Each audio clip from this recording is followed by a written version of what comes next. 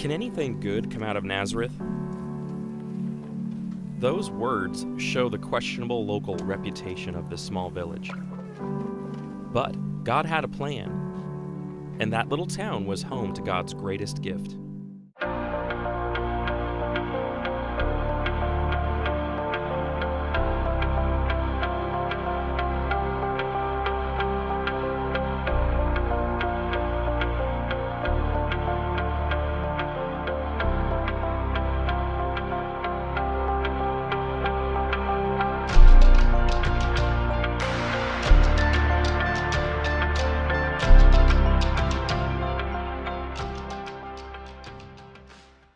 Barry, in this episode, we're wanting to focus more on the childhood, the young years of Jesus. So we're wanting to get back up to Nazareth. You know, over in Matthew chapter 2, it explains when they make that move, that Herod died, and behold, an angel of the Lord appeared in a dream to Joseph in Egypt, saying, "Rise, take the child and his mother, and go to the land of Israel, for those who sought the child's life are dead." And he rose and took the child and his mother and went to the land of Israel. But when he heard that Archelaus was reigning over Judea in place of his father Herod, he was afraid to go there. And being warned in a dream, he withdrew to the district of Galilee. And he went and lived in a city called Nazareth, that what was spoken by the prophets might be fulfilled. He shall be called a Nazarene. Now, we're not going to be able to go down to Egypt. That's not possible this time. But we do want to get up to Nazareth. What can we go to see something that would have been like what Jesus saw? Luckily for us, they have created a first century replica village in Nazareth, complete with buildings and people and animals, and kind of get an idea of what it would have looked like during the first century. I would love to go see that. It's a great place to go. Okay, so we want to go up, we want to go see Nazareth Village, but we also have recorded for us that during the childhood of Jesus, especially around his 12th year, that there was a trip his family made from their hometown in Nazareth back down to Jerusalem to go to the temple. And it was in that instance where he gets left behind and his family actually leaves town, and they end up realizing he's not here, and they end up interacting with Jesus. So we want to talk a little bit about what that would have been like. We will. Any good Jewish family would have been following the law, and the law required that the family come to Jerusalem 3 times a year for the feast, and that's exactly what we have recorded for us in Luke, the 2nd chapter. Now, how far are we going to go from Jerusalem up to Nazareth? How far is that? Oh, there's probably about 60 miles. How long will it take us to travel that? Well, for us in the car, we can do it in actually a couple hours. For them, it would have taken nearly a week. Nearly a week to go just one way. So 2 weeks for the round trip. Right. So I'm really excited to go check out this first century replica city of Nazareth. Oh, it's a beautiful place, and I think you'll enjoy your visit.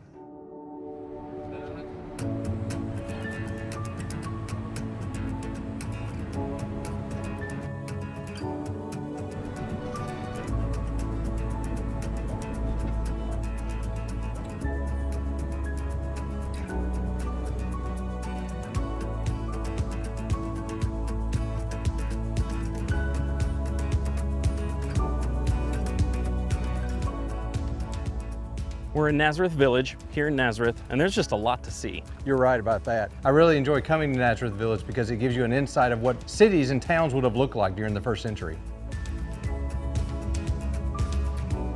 Modern day Nazareth is a huge city. It has about 70,000 people. And ancient Nazareth sat in a little bowl in the Galilean hills. A very small town during the time of Jesus. And being able to go to Nazareth Village helps you understand a little bit more about what the city and the buildings and everything would have looked like. And it's very secluded. It's on the side of a hill. And to walk into the town, they have trees all around the lower sides. For the most part, you feel like you've walked into a time warp because you can look around, and as you look around, it's like modern day Nazareth disappears, which I think is it's brilliant. It really helps maintain the atmosphere and the mood. And I really appreciate how they put that together. Right, every time I come to Israel, I always go to Nazareth Village because it teaches you so many lessons about the first century. The first thing that we come to at Nazareth Village is a threshing area where they have a donkey and he's got a wooden apparatus behind him threshing out grain and threshing out wheat, walking in a circle.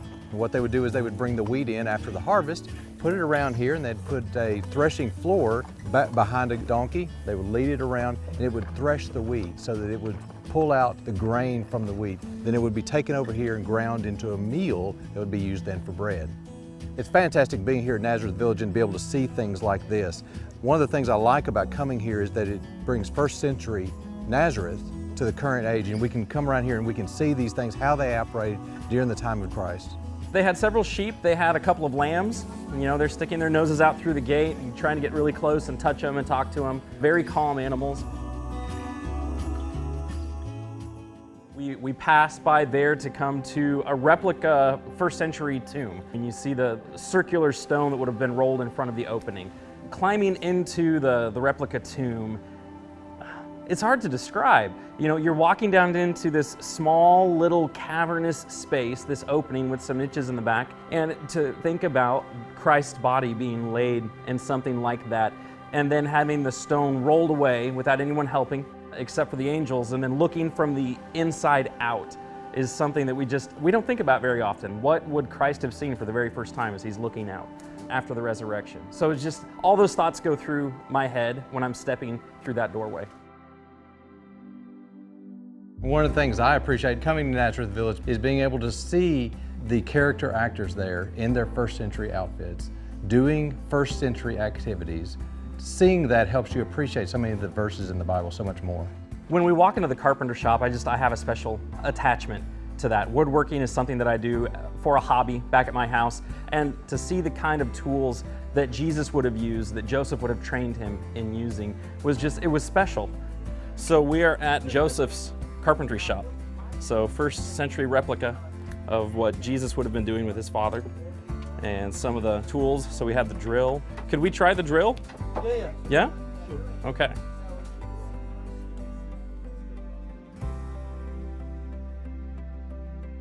So this is supposed to be a first century drill, and he was going a whole lot faster. But it's spinning. How long for each hole? 2 minutes? 5 minutes? Oh man. Yeah, I prefer my cordless at home. That is really cool. You want to try? Yeah. No. Look. In far. Okay. You make it look easy. No, it's not easy. You make it look easy. Yeah.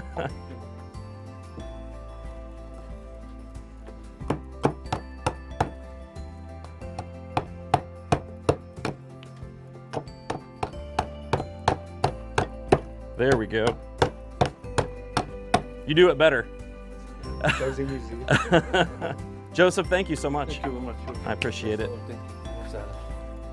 To see what that would have looked like, to reach up and touch that was special. It was a neat thing for me to connect with.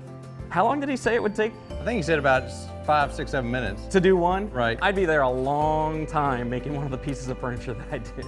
The last couple times I visited, he's been working on the same ladder. And so I guess eventually he'll get finished with it, but who knows? So not a very efficient guy. No. But it's very visual. But I guarantee you when he gets finished, it'll be a very nice ladder.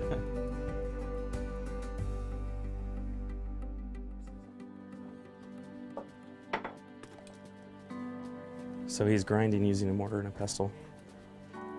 So what is this? Rosemary, It's rosemary? And you're grinding it? Now what would you use that for? chicken, food. So you'd use it to flavor your food. Okay. So it's pulverizing that herb. It smells amazing. Very fragrant. Thank you.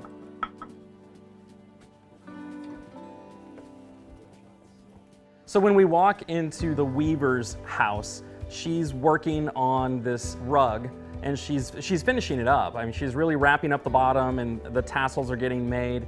And she took the time to explain the different yarns that she has, how she made the yarn from the wool in the first place, and then the processes that she uses to dye the wool.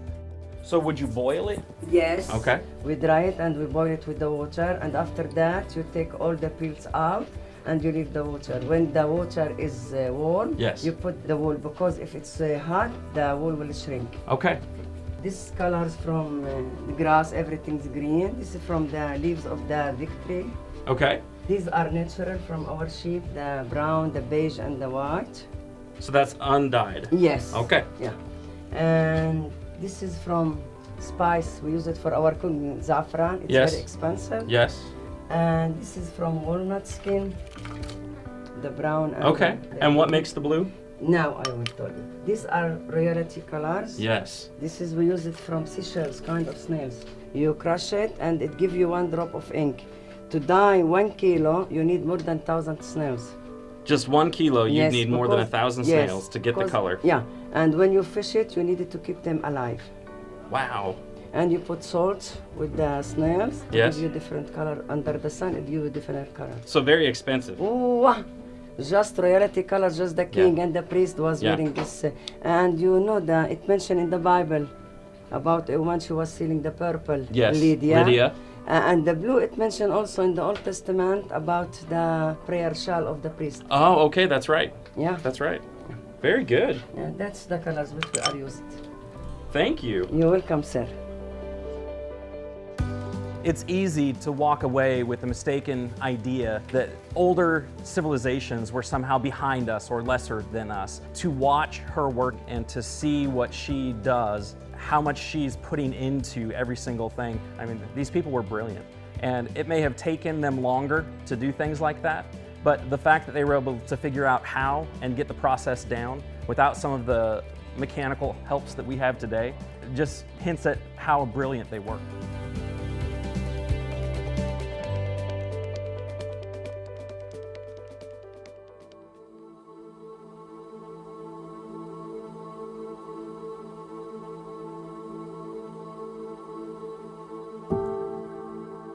We're inside the only first century synagogue replica in the country. And it's an amazing place to be. You see the multi-tiered seating system around the perimeter, so everyone would be facing each other. You see the heart-shaped columns in the corner. There are 7 columns in this particular replica.